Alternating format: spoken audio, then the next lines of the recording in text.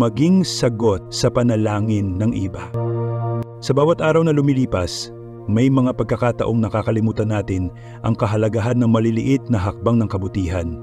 Minsan, nakatuon tayo sa ating sarili at hindi natin napapansin ang mga tao sa paligid na tahimik na nananalangin, naghihintay ng tulong, lakas o gabay. Sa kanilang puso, umaasa silang may makikinig, may darating upang tumulong. Ngunit, kapatid, alam mo bang maaaring ikaw ang sagot sa kanilang panalangin? Bilang mga nilalang na may kakayahang magbigay ng kabutihan, napakaraming paraan upang mag-abot ng tulong. Hindi kailangang maging malaki ang ating ginagawa upang makagawa ng malaking epekto. Minsan, isang mabuting salita, isang simpleng ngiti, o isang sandali ng pakikinig sa isang kaibigan ay maaaring magbigay ng liwanag at ginhawa sa kanilang puso. Ang bawat maliit na kilos ng kabutihan ay may kakayahang magbukas ng mga pintuan ng pag-asa at pagbabago sa buhay ng iba. At sa ating mga gawa na ipapahayag natin ang pagmamahal at habag ng Diyos sa ating komunidad. Hindi ba ito isang kahanga-hangang misyon, ang maging instrumento ng liwanag at pag-asa sa mundo?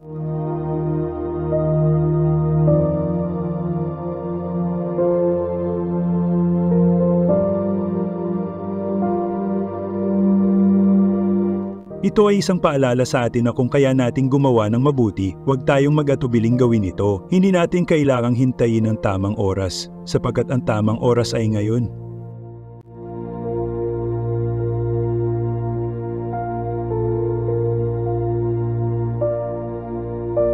Madalas nating iniisip na ang pagtulong ay nangangailangan ng malaking sakripisyo. Ngunit ang totoo, kahit ang pinakamaliit na kabutihan ay may napakalalim na epekto sa puso ng isang tao. Hindi natin alam kung gaano kalaki ang maaaring maging epekto ng ating simpleng kilos ng pagmamalasakit.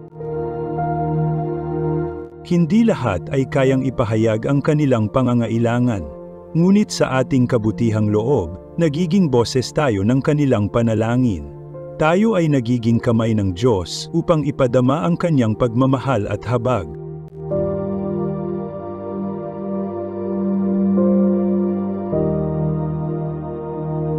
Panginoon, salamat po sa pagkakataong maging kasagutan sa panalangin ng iba. Salamat sa simpleng hakbang ng kabutihan na aming ginagawa at sa mga biyayang patuloy mong ipinagkakaloob sa amin upang magbigay at maglingkod. Gabayan mo po kami upang maging bukas ang aming mga puso at palaging handang tumulong. Naway maging liwanag kami sa madilim na mundo at magdala ng kapayapaan at kaligayahan sa mga taong nangangailangan. Amen?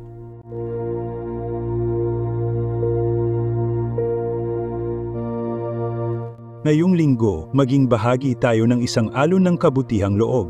Hindi kailangang malaki ang ating ginagawa, isang simpleng ngiti, isang minuto ng pakikinig, o isang maliit na tulong ay maaaring magdulot ng malaking pagbabago sa buhay ng iba.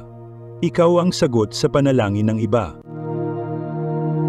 Magbahagi sa comments ng iyong karanasan, isang pagkakataon kung saan ikaw ay natulungan o ikaw ang tumulong sa iba. Ang iyong kwento ay maaaring maging inspirasyon para sa iba. Huwag kalimutang mag-follow, mag-subscribe, at i-turn on ang notification bell para sa ating lingguhang pagdinilay. Paki-heart or like at paki-share na rin para sama-sama nating palaganapin ang kabutihan, pagmamahal, at pag-asa. Salamat sa inyong suporta at naway pagpalain tayo ng Diyos.